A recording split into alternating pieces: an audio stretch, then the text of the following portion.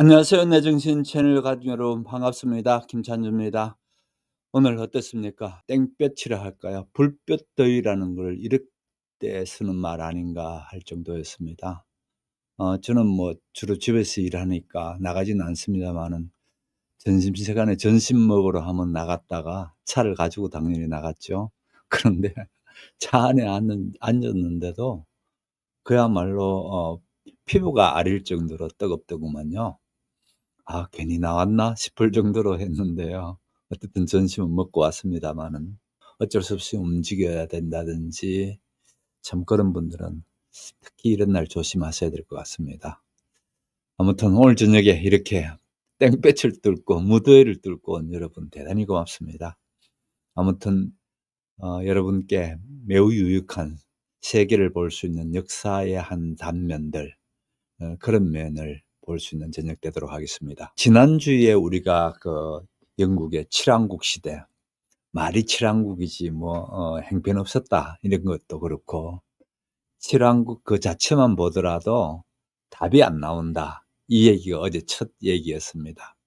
칠왕국 자체만 딱 들여다봤을 때는 이거 아무런 자기들끼리 맨날 그렇게 치고받고 싸우고 하니까 뭐가 안 나오겠다 했는데 전혀 그러지 않다라는 부분이 인제 오늘 얘기가 나올 겁니다.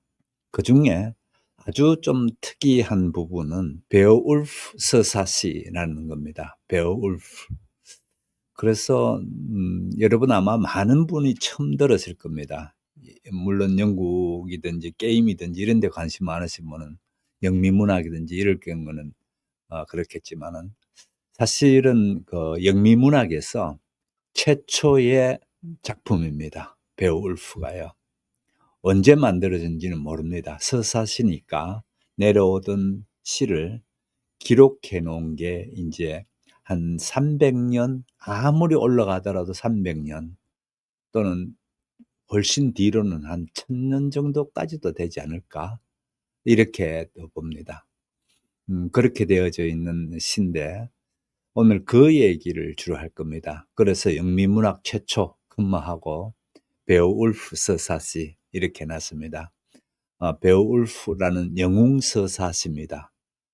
대부분 이같이 영웅 서사시들이 잘 나옵니다. 예를 들어서 메소포타미아 문명에서 세계적으로 가장 오래된 서사시입니다. 길가메시 영웅 서사시. 자그마치 BC 한 3000년 정도, 그때의 터판으로 새겨진 게 세계 최초의 기록물입니다. 성경보다 더 오래됐죠, 당연히. 성경은 아무리 올라가더라도 그만큼 올라가지 않습니다. 그렇게 된 게 길가메시 영웅서사시인데 짤막한 겁니다. 짤막한 시인데 오늘 이 베어울프 서사시도 제목이 베어울프 이렇게 돼서 교보문고에서 여러분 책 사실 수도 있고, 저는 책을 사지 않고 이북으로 샀습니다. 8,700원, 8,200원인가 뭐 그렇게 줬는데요. 그러니까 그만큼 책이 얇다는 거죠. 얄팍하게 되어 있는 건데요. 내용은 제가 조금 이따가 한번 보여드리겠습니다마는 그냥 쭉쭉쭉 시로 되어져 있습니다. 말 그대로. 요즘 우리가 하는 그런 시도 아니고요. 어떻든 그런 형태로 되어져 있는 시인데 이게 왜 중요한가? 어떤 의미가 있는가? 저는 뭐 베어울프고 뭐 외울 필요도 없고요. 중요한 거는 이게 어떤 의미가 있을까? 이걸 한번 생각해 보십시오. 굉장히 의미 있는 일입니다. 어마어마하게 이 의미 있는 일이라고요. 한 예를 들어서 우리나라의 당군 신화, 당군은 BC 2333년에 시작됐다고 그렇게 하지요. 그렇게 하더라도 당군 신화가 기록되어진 게 1200년 돼서 기록됩니다. 그러니까 이것도 삼국유사라는 성녀인 일연이 처음으로 충렬왕 7년이네요. 1281년. 1281년에 기록되어진 게 우리나라의 당군 신화거든요. 이같이 일종의 신화긴 하지만은 분명한 서사시입니다. 서사시인데 문제는 마구 부풀어졌고 뭐 '문학적이겠지.' 이 생각했는데 1939 년에 인제 엄청난 일이 하나 벌어집니다. 그래서 이게 재미가 있습니다. 1939 년에 큰 무덤처럼 된 땅 주인이 그거를 인제 한번 파보기 시작합니다. 파보면서 거기에 그 무덤처럼 되어 있는 큰 해안가 옆에 있는 그 땅에서 나오는 게 뭐가 나오기 시작하는 거 배가 나오는 겁니다. 묻혔다가 그렇게 해서 바다의 힘에 의해서 묻혀졌다가 인제 발견되어진 게 1939 년. 그러니까 이 어떻게 되나요? 2차 세계대전 전이죠. 그렇게 인제 발표된 일인데 여기에서 처음에는 '바닷가에서 배가 나왔는가 보다.' 이렇게 해서 인제 계속 인근 그 고고학자든지 이렇게 대학의 고고학자든지 해서 발굴했는데 이 시에 나오는 이 투구가 정확히 거기에 기술되는 그런 모양의 투구가 나온 겁니다.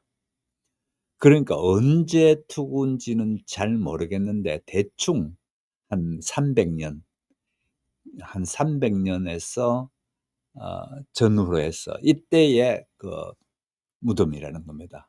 아니 왜 배를 가지고 무덤을 해? 왠가 하면은 그 배를 가지고 무덤하는 게 이쪽 노르웨이든지 북쪽 영국보다 북쪽 지역의 사람들 무덤 방식이랍니다. 그 무덤 속에서야 인제 누군지는 모르죠. 모르는데 분명히 '매우 높은 사람일 거다.'라는 게 거기에 나오는 그 부작물들을 보면서 그렇게 알게 됩니다. 그런데 그 부작물들을 특히 인제 투구인데요. 투구를 한 500 조각이나 되는 어마어마하게 작은 조각들을 전부 다 붙이는 겁니다. 그렇게 인제 전부 다 투구를 붙여 봤더니만은 그 투구가 어마어마하게 정교하게 된 데다가 그 말씀드렸다시피 베오울프 서사시에 나오는 투구 모양이 거기에 그대로 되어져 있는 거예요. 그래서 '아 베오울프 서사시가 문학적 상상력을 해서 허구가 아니었고 실제 이런 역사적인 걸 기반으로 해서 쓰여졌구나.'라는 걸 알게 된 겁니다. 그래서 재밌죠. 그래서 대형 박물관 가 보신 분들은 혹시 이 투구를 보셨는지 모르겠습니다. 대형 박물관에서 가장 자랑하는 투구가 바로 이 투구인데요. 꼭 어떻게 생긴 것 같습니까? 사람 모양인데 눈만 내놓고 앞면까지 전부 다 투구로 되어졌죠. 이 투구를 제가 확대를 해서 한번 볼게요. 이렇게 되어져 있습니다.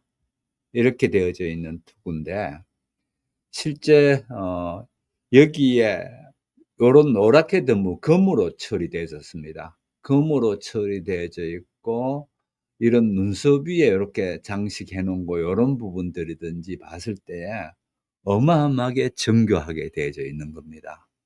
그래서 이 투구가 대형 박물관이 제가 온라인으로 접속해 있거든요. 여러분이 혹시 관심 있으면은 이거를 한번 보시기 바랍니다. 다시 제가 인제 대형 박물관을 이렇게 해서 인제 들어온 거거든요. 대형 박물관을 들어와서 이렇게 들어와서 어 서턴후입니다, 여기가.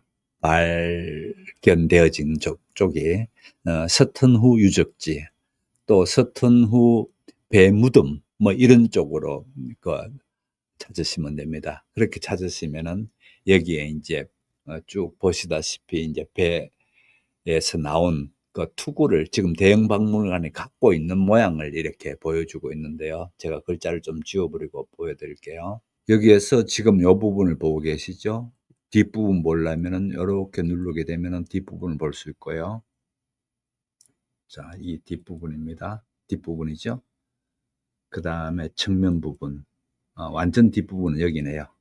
이렇게 해서 이렇게 어 눌러서 보시면서 확대하고 싶으면 이쪽 오른쪽을 이렇게 누르면 이렇게 확대됩니다. 이렇게 확대된 거를 볼 수 있는데 아무튼 이 정교함에서 인제 엄청 인제 그 뭐랄까 놀란 겁니다. 야, 이게 정말 참 놀라운 일이구나라는 걸 알게 되어진 게 이 얘기거든요. 이같이 이제 유물이 발견되어진 것뿐만 아니고 오늘 이제 우리가 하려고 하는 거는 베어울프 서사시라는 건 도무지 뭘까? 어떤 의미가 있을까?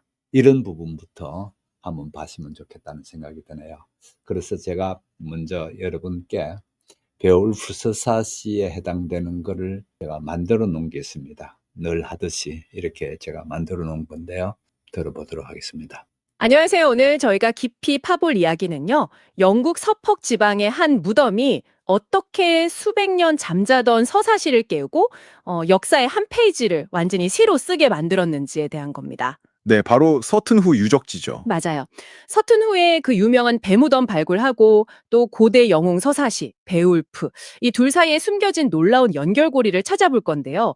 뭐 역사 기록부터 고고학 보고서, 문학 분석, 심지어 관련 영화 이야기까지 다양한 자료들을 바탕으로 한번 파헤쳐 보겠습니다. 그래서 오늘 저희가 던지는 질문은 이거예요. 베울프, 이거 그냥 지어낸 신화일 뿐일까? 그리고 그 서튼후 여물들이 말해주는 흔히 암흑시대라고 불렸던 초기 영국 중세는 음, 정말 그렇게 어둡게만 했을까 하는 거죠. 네, 이 발견이 왜 중요하고 또 지금 우리한테 어떤 의미가 있는지 같이 한번 따라가 보시죠. 좋습니다. 그 이야기는 2차 세계대전 터지기 직전 1939년 영국 서퍽에서 시작되죠. 땅 주인이었던 이디스 프리티라는 분이 계셨는데 좀 호기심이 많으셨나 봐요. 그렇죠. 그래서 독학 고고학자 베질 브라운에게 발굴을 맡기게 되고요. 네.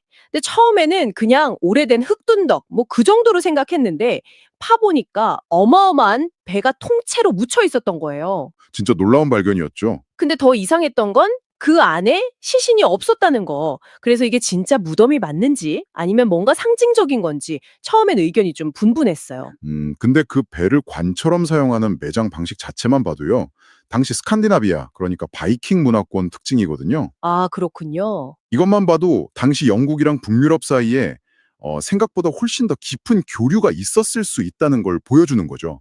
근데 진짜 놀라운 건 그 안에서 쏟아져 나온 유물들이었어요. 아, 유물들. 네, 금이랑 붉은 간잇 보석으로 막 화려하게 장식된 투구, 어깨에 거는 장식, 지갑 뚜껑 같은 것들이요.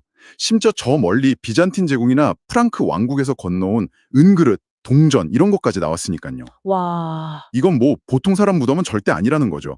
적어도 왕족 수준, 강력한 권력자의 무덤이었을 거다. 이렇게 짐작하게 만들었어요. 그중에서도 진짜 하이라이트는 역시 그 서튼 후 투구였죠. 막 500조각 넘게 부서진 걸 복원했는데 와, 그 정교함이나 아름다움은 뭐랄까 시대를 초월한 느낌이더라고요. 맞아요. 얼굴 전체를 덮는 형태에다가 코랑 코수염 모랑까지 딱 있고. 네네. 근데 이 투구가 단순히 예뻐서만 화제가 된 건 아니었잖아요. 그쵸. 바로 그 고대 서사시 베오울프에 묘사된 투구랑 너무 비슷해서 다들 깜짝 놀란 거죠. 소름 돋을 정도로요. 시에 보면 멧돼지 형상으로 장식했다 뭐 이런 구절도 나온다던데 투구에도 그런 흔적이 보인다고 하고요. 정확합니다. 그 베울프라는 게 고대 영어로 쓰인 가장 오래된 영웅 서사시인데 괴물 그렛넬이랑 싸우는 영웅 이야기잖아요. 오랫동안 그냥 문학적인 상상, 신화 정도로만 여겨졌거든요. 네, 그냥 이야기책 속 이야기. 그랬는데 이 투구가 딱 나오면서 베울프가 완전 허구는 아닐 수도 있겠다 이런 생각이 퍼지기 시작한 거예요. 이게 문학 연구의 판도를 바꾼 거죠. 서사시 속 묘사가 실제 앵글로색슨 시대 전사의 모습을 담고 있을 가능성이 열린 거니까요. 와, 진짜 단순한 유물 발견 이상이네요.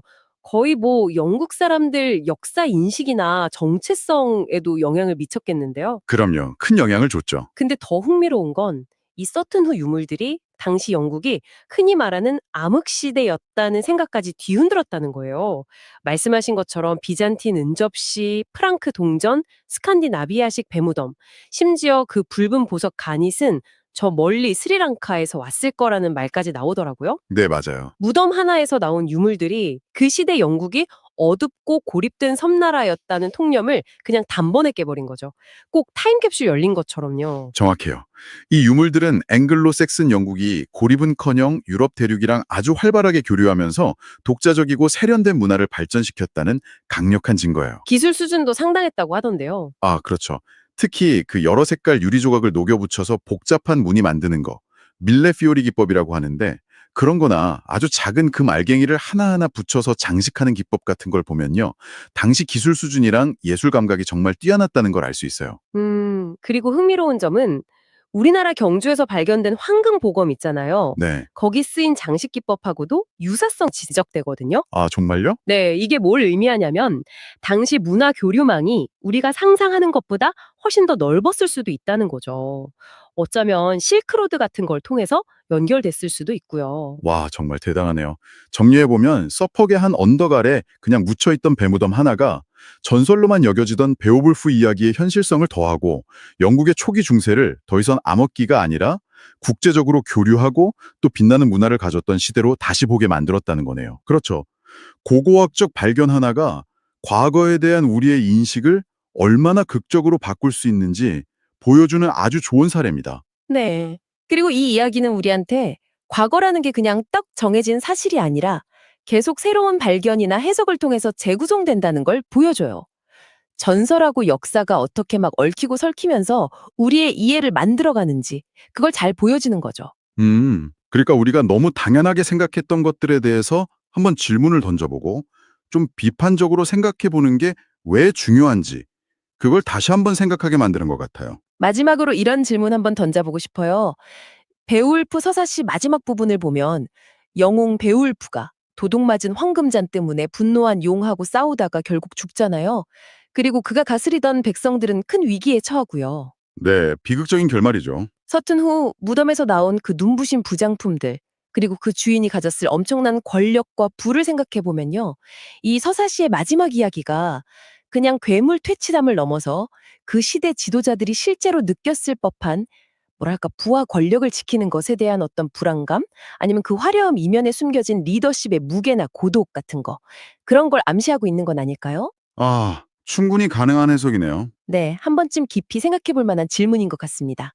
네, 어떻게 잘 들어보셨나요? 일단 우리가 외국인으로서 이걸 보더라도 재밌지 않나요? 또 가슴 두근거리지 않나요? AD 300년 전후로 했던 것들이 1939년에 이렇게 드러나게 됐을 때 얼마나 놀랐겠어요. 그런데 그게 놀라운 정도가 아니고 더 큰 거는 그 투구를 이렇게 복원시켜 봤더니만은 그 정교함이 이루 말할 수 없는데 심지어 코, 눈썹 요 모양들 보셨죠? 아까 그런 것까지도 다 해 놨는데다가 거기에 보면 가넷이라고 루비처럼 빨갛게 된 광물이 있습니다. 그 가넷은 스리랑카에서 가져온 것 같다. 이 얘기입니다. 와, 대단하지 않습니까? 300년 그때의 스리랑카에서 들어온 가넷을 거기에 사용했다. 이거는 참 어마어마한 거죠. 뭔가 하면은 그 같은 보석류들은 우리말로는 가넷이 뭔가 하면 석류석입니다. 제가 한번 보여드릴까요? 가넷이 어떤 건지. 제가 이런 가넷이니 보석 중에는 제가 좀 아는 바가 있습니다. 그래서 이런 그 광물류라든지 이런 거에 대해서 요렇게 되어진 광물 마치 루비처럼 생겼죠? 그 루비하고는 또 다릅니다. 루비하고는 다른데 루비보다는 좀 더 짙은 색이 많고요. 아무튼 그 주로 인제 그 광물이 형성되는 어떤 그런 거를 가지고 인제 따지는 경우가 많은데요. 왠고하면 광물이 얼마나 단단한가, 어떤 성질로 또 깨지는가, 뭐 이런 것들을 가지고 이제 그 광물의 성질을 따지거든요. 성질이 완전히 다르죠, 루비하고는요. 아무튼 요 광물인데 이거를 지금도 가넷으로 되어진 보석이 많이 쓰입니다. 지금도 보석으로 쓰일 정도로 그런 광물인데 이게 스리랑카에서 온 거더라라는 겁니다. 뭔가 광물 조사를 하게 되면 이게 어디서 왔다라는 걸 알 수가 있거든요. 그 지형들이 다 나오기 때문에 그렇습니다. 놀랍지 않나요? 어쨌든 그렇게 되는데 그러면은 이제 얘기를 계속 여기에 머물 게 아니고요. 도대체 베오울프라는 그 이 서사시는 어떤 서사시인가라는 부분을 한번 보자는 겁니다. 이 서사시를 봄으로 인해서 우리는 영국은 일찌감치 이 같은 거를 싫어해서 구전시켜 내려왔구나. 요 부분입니다. 이제 제가 오늘 얘기하고 싶은 핵심 중에 하나입니다. 뭔가 하면은 그 형편없이 서로 죽이고 하는 어떤 그런 그 역사 속에서도 일찌감치 아닙니다. 루비보다는 훨씬 삽니다. 예. 가넷이 루비보다 훨씬 더 삽니다. 그래서 가넷은 그렇게 비싸지 않으니까요. 어, 그러면은 루비 사느니 다 가넷 사지? 루비하고는 또 다릅니다. 루비는 매우 고가고요. 루비 같은 경우에는 지금 거의 생산이 거의 잘 안 됩니다. 네. 거의 잘 안 되고 미얀마 이 북쪽이든지 이쪽에서 주로 루비가 나오기는 하는데요. 어떻든 루비는 매우 고가입니다. 한 번은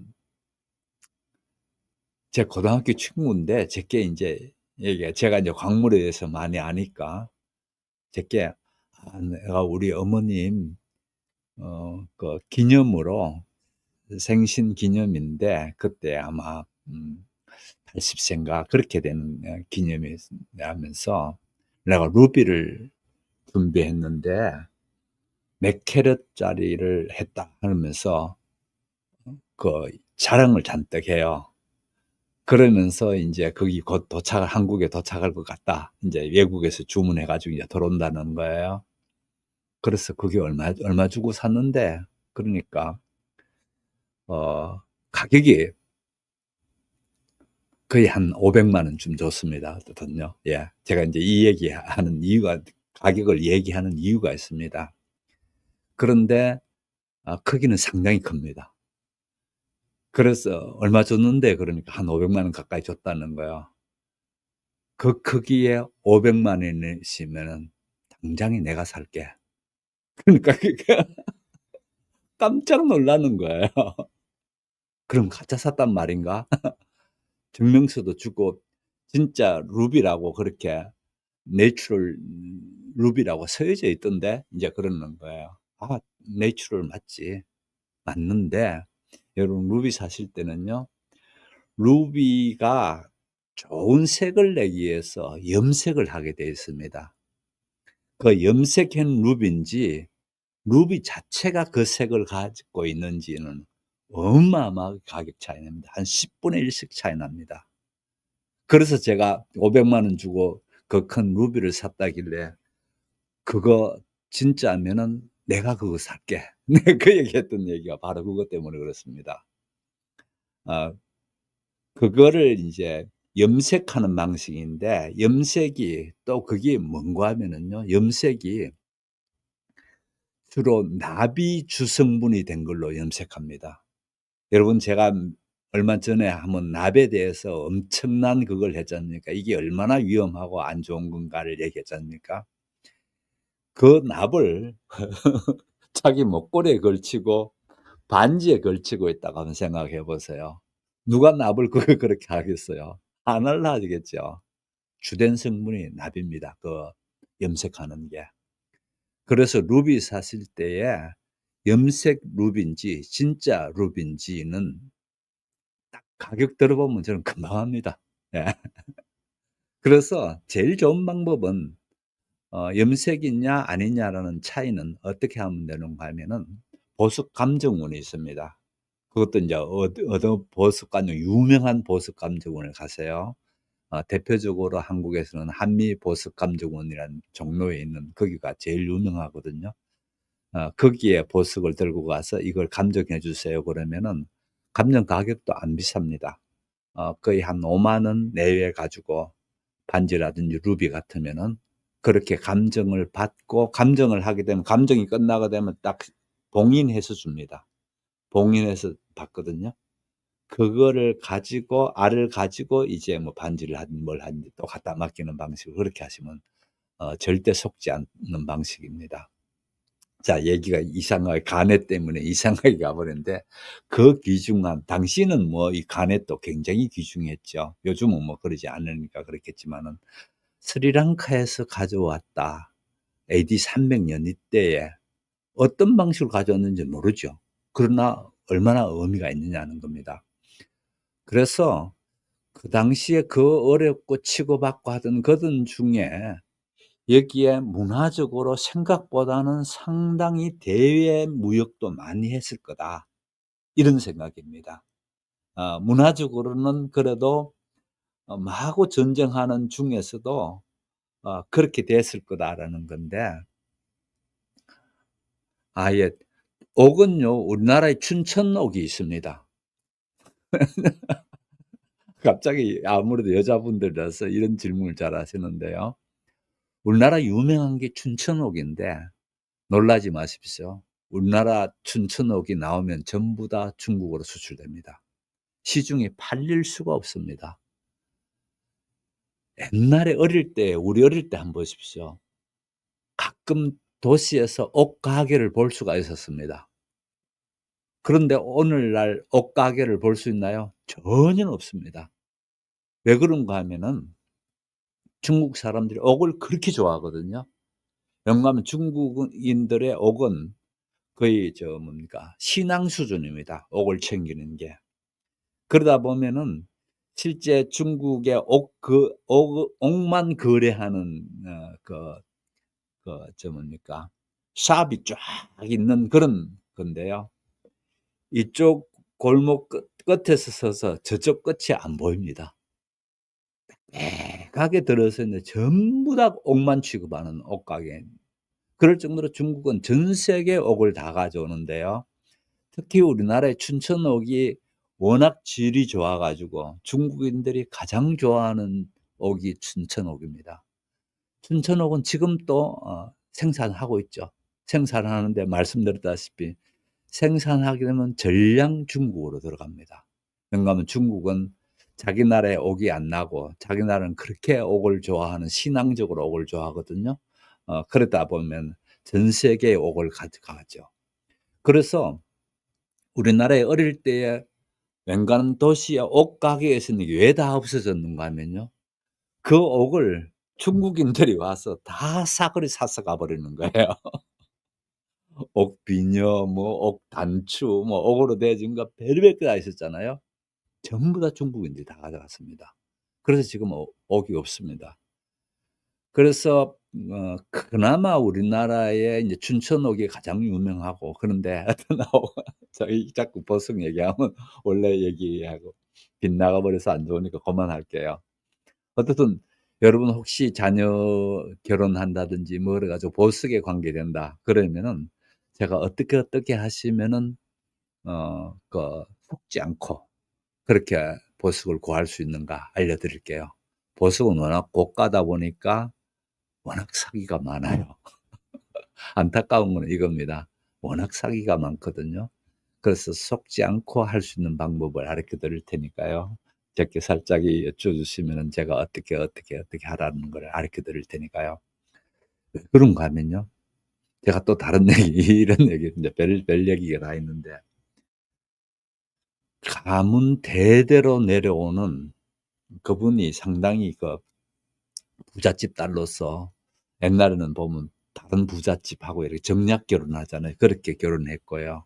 어쨌든 그런 상당히 전통적인 부잣집으로 쭉 내려왔습니다. 그러면서 우리 어머님, 할머니 아마 대대로 내려오는 것 같은데 이거를 좀 봐 달라는 거예요.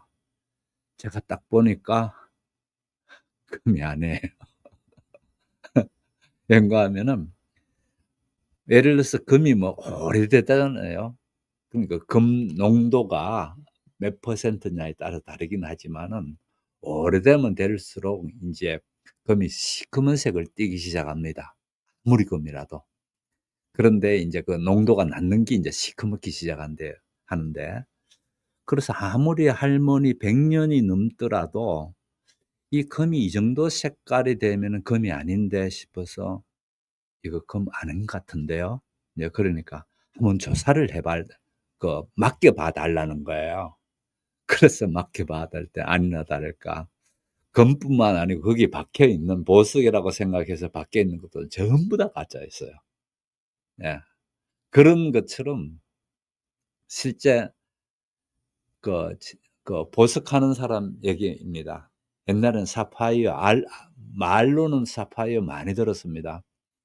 그러면 사파이어를 가지고 뭘 해야 되는데 없을 것 같으면은 뭘 하는가 하면 당시에 그 콜라병 콜라병 그거를 막 간답니다. 갈아 가지고 사파이어를 해 가지고 넣어 가지고 팔기도 했다고 하는 그런 썰이 있습니다. 제가 한 건 아니고요. 옛날에 그럴 정도로 그랬습니다. 아무튼 그러면 '보석을 왜 사는가? 왜?' 라는 부분만 얘기하고 인제 넘어갈게요. 아 예 보석 예 지금 보석에는요 절대 납을 못 쓰게 돼 있습니다.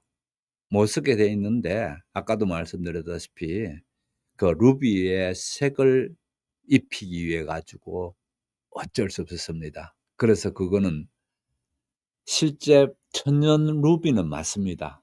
천연 루비는 맞는데 루비의 중요한 거는 좋은 색을 낼 수가 있어야 되거든요. 색이 안 나오니까 그 천연에다가 그 색을 갖다 입히는 겁니다.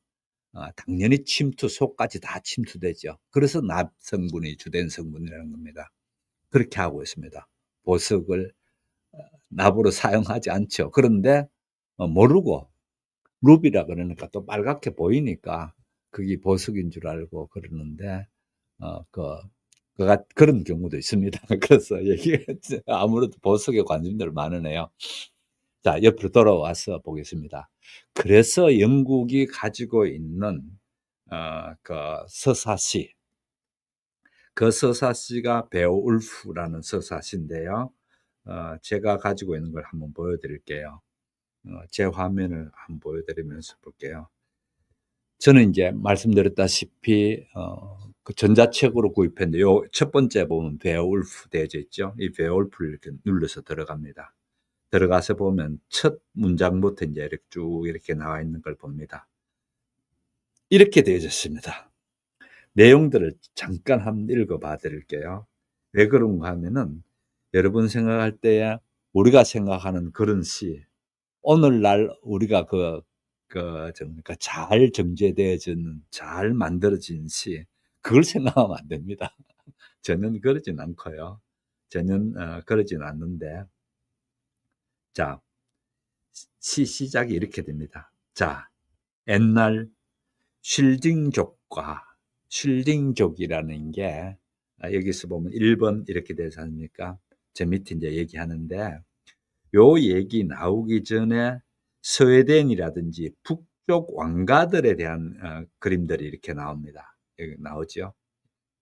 나오죠? 왠가 하면은 이 대인족 다시 말씀드려서 영국인들이 벌벌벌 떨었던 그 북쪽의 일종의 그 뭐랄까요? 음 바이킹들이죠. 바이킹들인데 매우 거칩니다. 매우 거친 데다가 워낙 남의 물건 잘 뺏고 이러기 때문에 하여간 그런 대인족을 또 요렇게 나누었을 때에 그중에 쉘딩족이라는 게 있다는 겁니다. 그래서 이 대인족에 대한 얘기가 여기에 나오는데요. 이 대인족에 대한 얘기들이 인제 이 시에 그 자 여기 앞에 보면 이제 설명입니다. "대인족에는 무사 왕들에 관한 전설이 전해진다." 그럼 결국은 이 어 베어울프라는 거는 전통 영국의 무사들 얘기가 아니고 저 북쪽에 있는 대인족의 무사들에 관한 전설이라는 겁니다. 그죠? 인제 이해되셨죠? 그런데 이 사람들이 영국에 와서 지금 영국에서 얘기가 인제 만들어졌기 때문에 그런데 고 전설은 출발은 대인족이 저 북쪽에 있는 그런 쪽에서 인제 시작됐다. 가장 유명한 왕은 실즈 셰아프손인데 그런 통치 가문의 기반을 마련했다. 여기 인제 일종의 이 시가 어떻게 되어진 시인가라는 걸 알려주는 거에 불과하니까요. 그냥 보고 그냥 가 볼게요.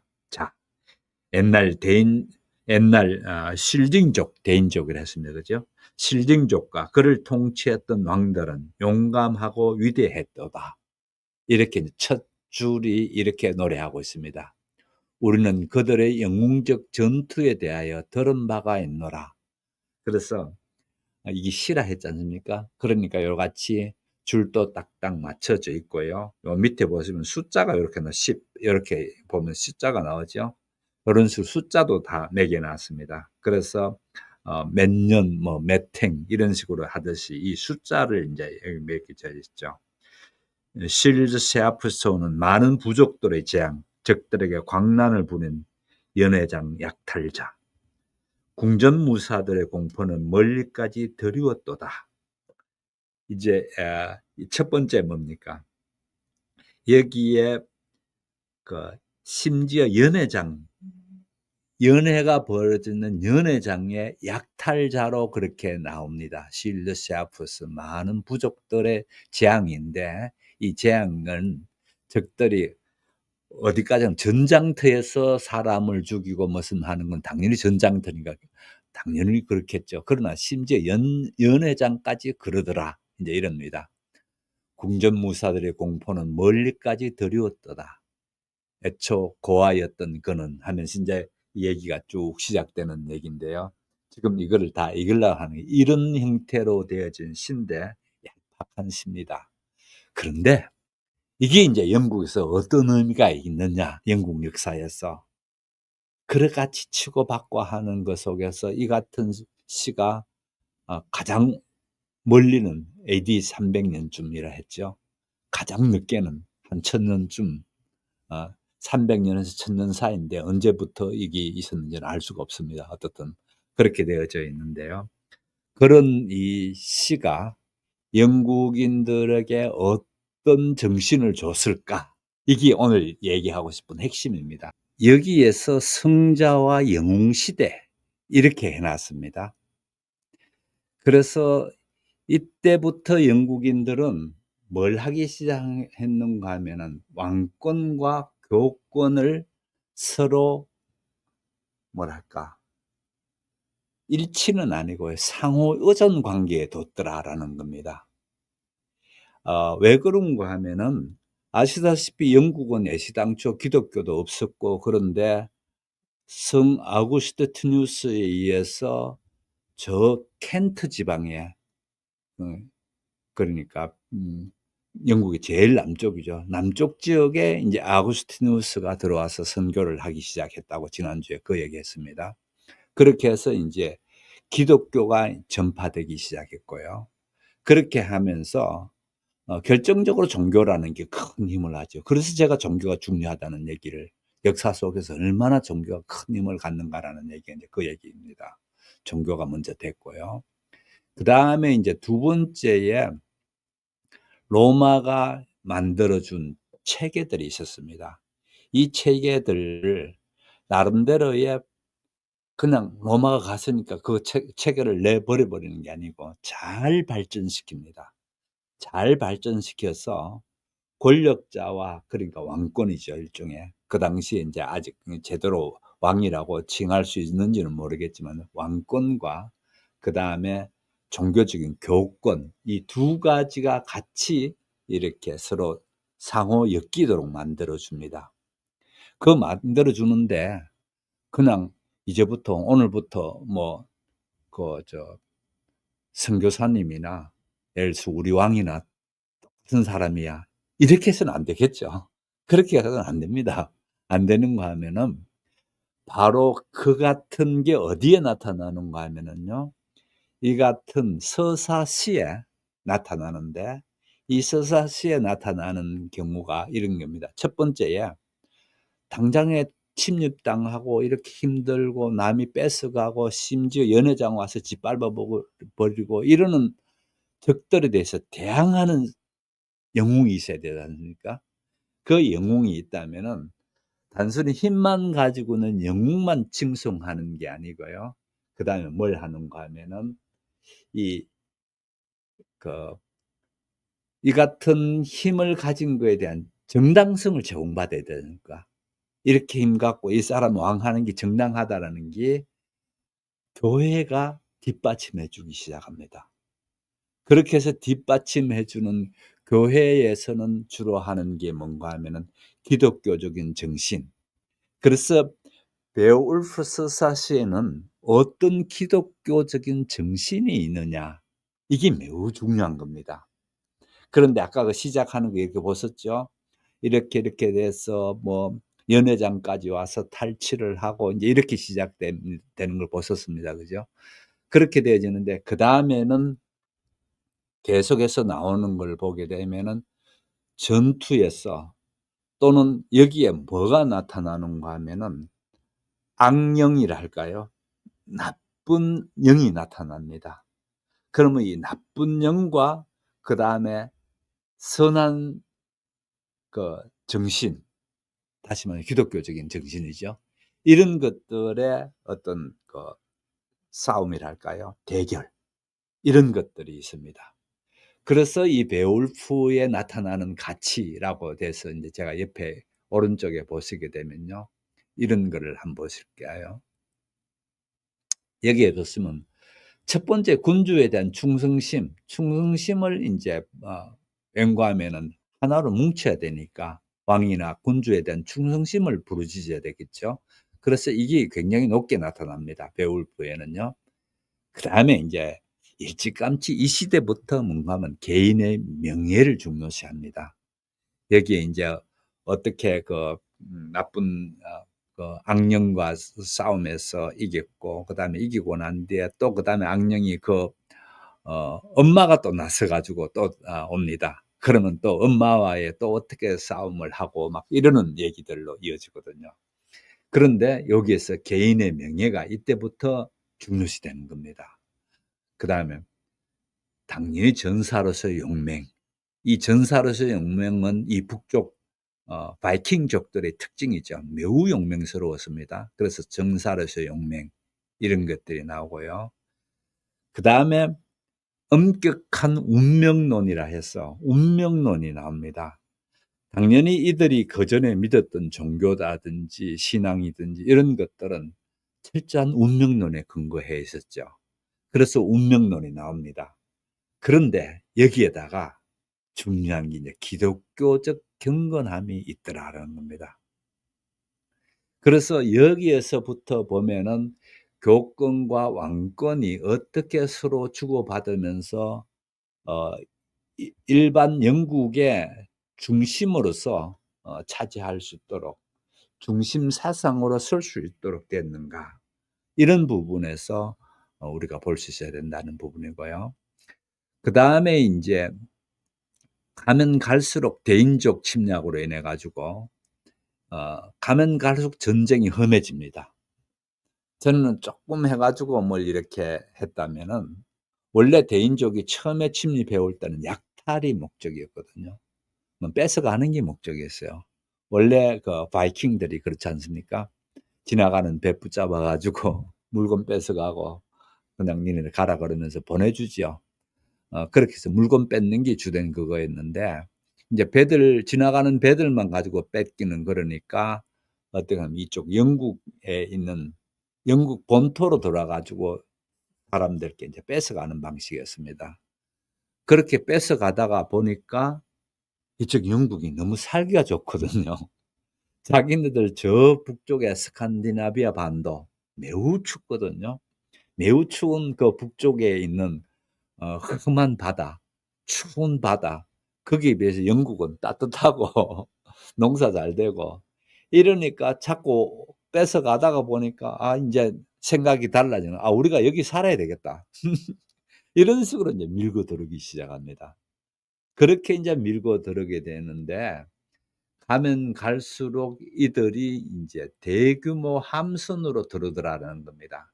예를 들어 가지고 여기서 도표를 한번 보시게 되면요. 787 년에 이들이 아주 뭐 함선 한두 척 정도만 올까 해서 안 나타납니다. 이렇게 해서 가다가 결정적으로 함선이 늘어나는 게 835 년부터 치솟기 시작합니다. 이거 보세요. 이렇게 마구 치솟습니다. 왜 이렇게 마구 치솟는가 하면은 대규모로 들어오는 데다가 이자들이 대규모 함대를 끌고 들어와서 대부분 거기에 주저앉기 위해서 주민들을 같이 싣고 내려와서 이렇게 들어오다 보면 배가 많아지죠. 군사만 들어오는 게 아니고요. 그러다 보니까 이렇게 많아지죠. 그래서 이 차트를 보시게 되면 금방 '야 당시에 영국이 만만찮구나. 북쪽에서 이렇게 밀고 늘으니 어떻게 견뎠을까?' 그런 이제 견뎌는 얘기가 아까도 말씀드렸다시피 총이나 칼로만 견디는 게 아니고 당연히 총, 칼 필요하지요. 그거보다 더 중요한 게 정신입니다. 어떤 온 국민들이 이때까지 화면을 제가 안 보여드렸네요. 미안합니다. 아이고 제가 예. 다시요. 온 국민들이 어떤 정신으로 묶어 놓을 필요가 있단 말이에요. 그래서 묶어 놓을 때 당시에는 글을 아는 사람들이 별로 없으니까 어떤 이런 시를 가지고 사람들께 암송한다든지 안 그러면 시를 잘 암송한 사람이 동네를 다니면서 암송을 해 줍니다. 그렇게 하면 그거 듣고 막 감동이 되겠죠. 어? 저 북쪽에서 내려와 가지고 막 이렇게 하고 거기에 보면은 인제 악령이 등장하거든요. 악령과 나가서 막 싸우는 경우 그래서 결국은 그 악령을 이겨요. 이겨 버리는데 이쪽 악령의 엄마가 인제 또 내려와요. 그 악령 엄마에 의해서 마침내 이 그 장군이 죽게 되는 그런 얘기들입니다. 내용은요. 그렇게 되는 얘기인데 결과는 그렇게 되는 건데 아무튼 제가 그걸 준비를 해 놨었는데 아까 지금 못 보여 드려서 제가 말로만 그렇게 하고 있습니다. 아무튼 이렇게 해서 바이킹들이 왼쪽에 한번 볼게요. 어 지금 화면을 보시게 되면요. 바이킹들은 어 그들이 일단은 전문성이 있었습니다. 워낙 바다에서 살고 바다에서 남 걸 뺏어서 먹고 사는 사람들이기 때문에 그들이 전투 기술도 그렇고 배를 항해하는 항해 기술이 뛰어났습니다. 그러다 보니까 이 바이킹들이 그 앵글로 색슨족을 쉽게 이길 수 있죠. 그래서 보시면 해상 지배력은 바이킹이 잡게 되고 전문 전사는 쇠사슬과 갑옷으로 무장한 직업 군인들이었고 전술성적인 유연성은 상륙 후에 기병대를 운영하는 그런 신속한 요새 구축 이런 방식이었다고 합니다. 거기에 비해서 해군은 앵글로 색슨족은 그러니까 영국에 원래 살고 있는 사람들이죠. 이 사람들은 해상 공격의 방어력이 전무했다 이 얘기입니다. 그러니까 당할 수밖에 없죠. 어 거기에 비해서 바이킹들은 전문 직업 군인이었다 했습니다. 그죠? 거기에 비해서 앵글로 색슨은 어떻습니까? 비전문 농민들 자기 집에서 일하다가 전쟁 났으니까 나오라 그러면은 나가는 걸 그런 사람들로 대해졌어요. 민병대 중심이었습니다. 거기에다가 특히 여기는 분열된 제가 말씀드렸죠. 영국 지난번 칠왕국 하면서 '이렇게까지 답이 안 보일 수가 있나.'라고 했던 게 칠왕국 할 때 했던 얘기입니다. 그리고 지휘 체계라든지 상호 지원 이라든지 이런 것들이 안 됐다는 겁니다. 거기에 비해서 앵글로 색 뭡니까 바이킹들은 이미 배 탈 때부터 똘똘 뭉쳐서 들어오게 되는 거죠. 이러니까 못 이기게 됐죠.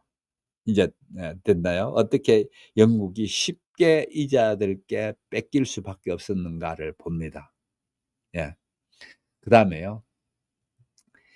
이러면서 바이킹들이 지속적으로 침략하면서 영국은 어떤 게 필요했는가 하면은 계속 이 사람들이 와서 침략하는 생존의 보호가 필요했고 특히 농민들을 잘 보호해 농민들 농사 지어야 먹고 살 양식이 나오지 않습니까? 이런 부분들이 굉장히 필요하게 됐는데 이 같은 필요에 의해서 개인적인 충성 관계가 되더라라는 얘기입니다. 왜 그런가 하면 당장의 충성 관계가 형성됨으로 인해 가지고 내가 안전을 보장받고 군사적으로 보호받고 이렇게 되어지면서 그다음 중요한 게 밑에 요 부분입니다. 원시 봉건 제도가 출현했다라는 부분입니다. 요 원시 봉건 제도. 그러니까 봉건 제도가 출현했는데 문제는 영주 없는 토지는 없다.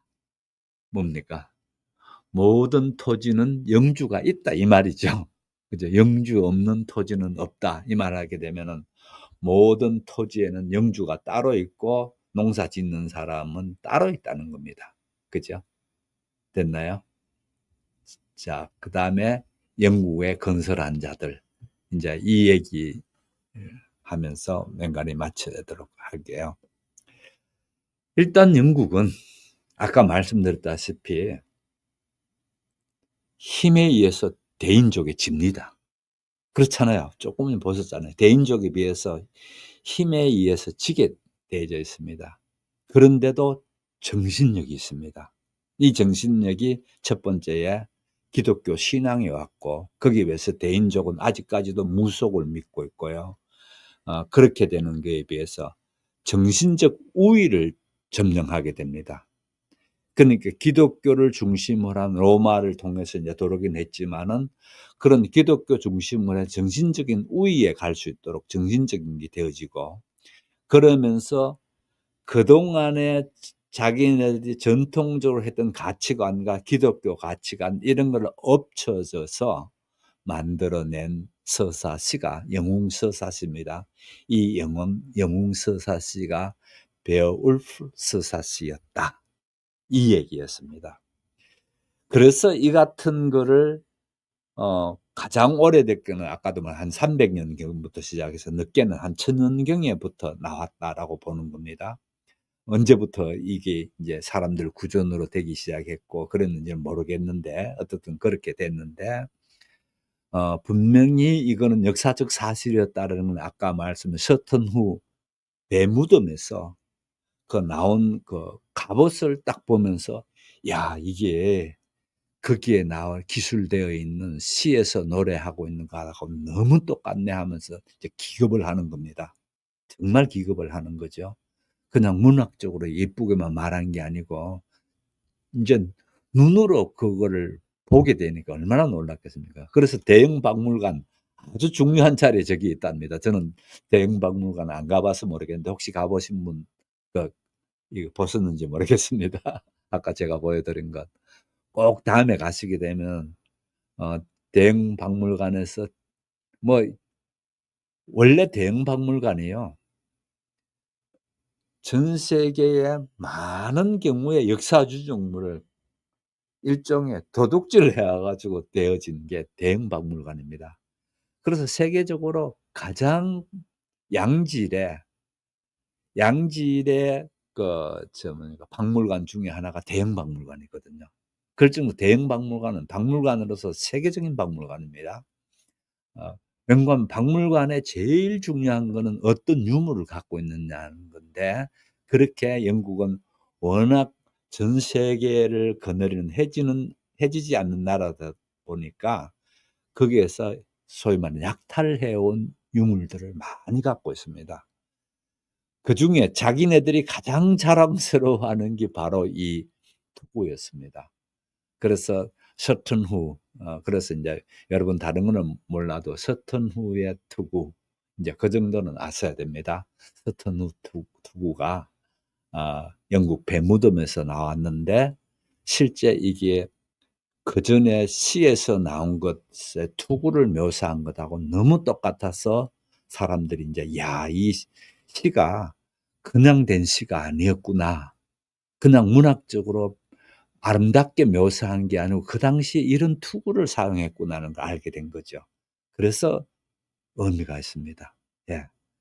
알고 보면 더욱더 의미가 깊겠지요라는 예 맞습니다.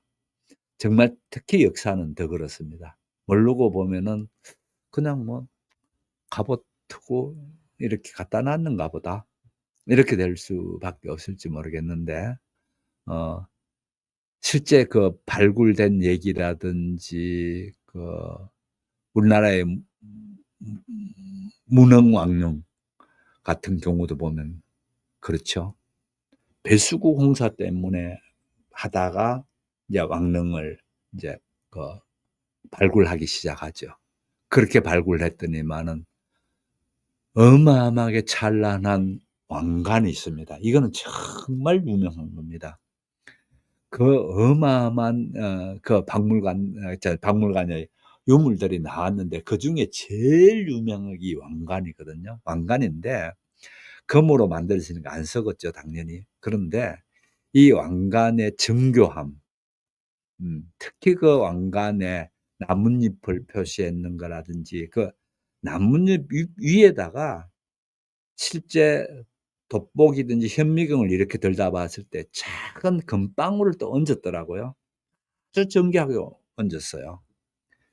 그러면 그 당시에는 그 같은 돋보기도 없고 그럴 텐데 어떻게 그렇게 마치 그 건물을 다룰 때에 그렇게 다뤘는가라는 건 미스터리입니다. 알 수가 없습니다. 그냥 눈으로는 안 보인답니다. 안 보이는데 뭐 어마어마하게 확대하게 되면은 나뭇잎 모양의 금관에 인제 나뭇잎 모양이 있고 나뭇잎 모양에 있는 금을 똑똑똑똑 떠들어 놓는 그 방울들이 금방울들이 그렇게 작은 것들이 거기에 있는 겁니다. 거기 보면 우리 선조들은 원래부터 뛰어난 어떤 섬세함이 있었죠. 예. 그래서 인제 그런 것들이 발견됐을 때 우리는 생각에 '아 우리는 금속 장인들이 신라 시대부터 있었고 또 우리 선조들은 매우 섬세했다.'라는 게 자긍심을 갖죠. 똑같습니다 여기도. 이 같은 거를 발굴하고 난 뒤에부터 '아 우리 역사는 이런 게 있었어.'라고 되는 거였습니다. 자 오늘 서튼후에 대한 얘기를 했고 특히 베오울프에 대한 걸 했고 그렇게 되는데 제가 베오울프를 제가 준비된 거를 못 보여 드려서 미안합니다. 다음 기회에 안 그러면 다른 방식으로 제가 보내 드리도록 하겠습니다. 함께 해 주신 여러분 대단히 감사합니다. 내일 저녁 뵙겠습니다.